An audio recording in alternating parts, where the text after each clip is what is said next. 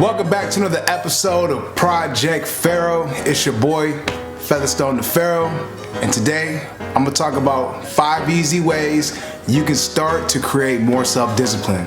With that being said, let's build.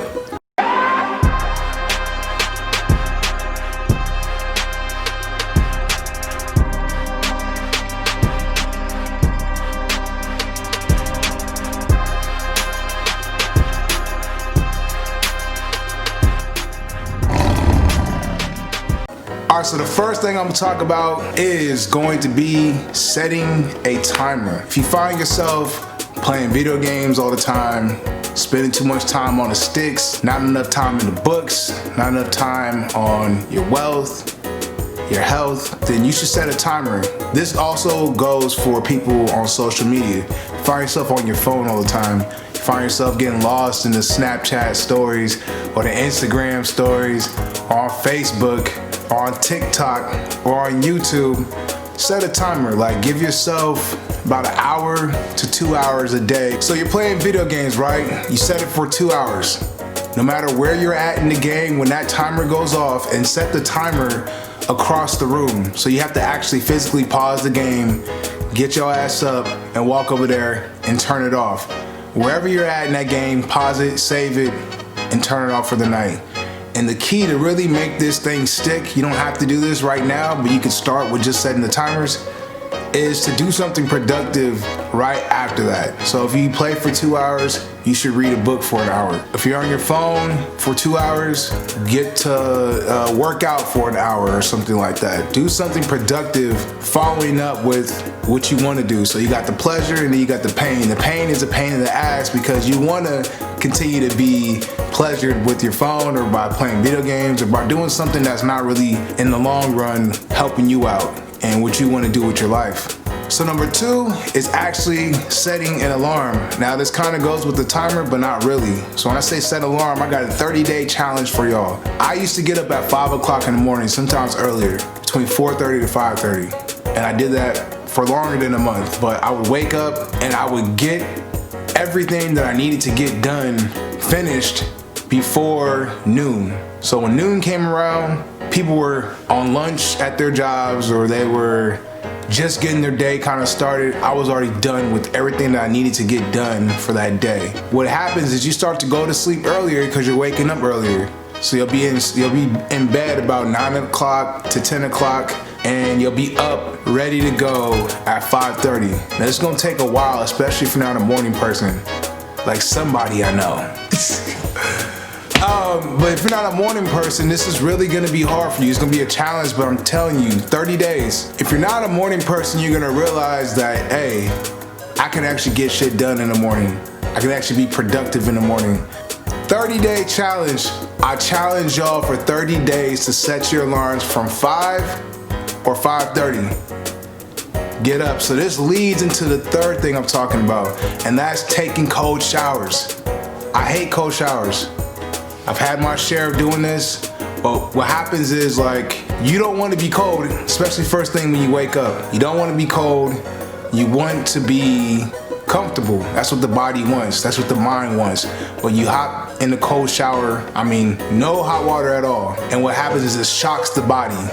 And that makes you more alert. You know, when people dump the cold water on you, and no matter how tired you was, now you awake. I mean, you can't just go right back to sleep after that.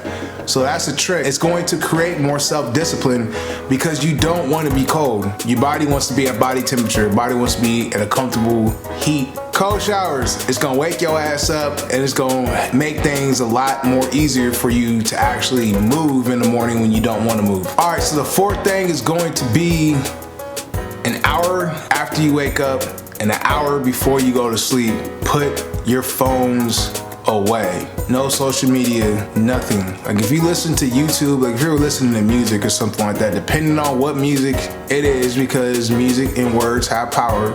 Meditation music is cool, you know, something like that is cool. But an hour after you wake up, don't touch your phone for that first hour. The first hour that you wake up in the morning is the most important time of the day because that is where your brain is like a sponge.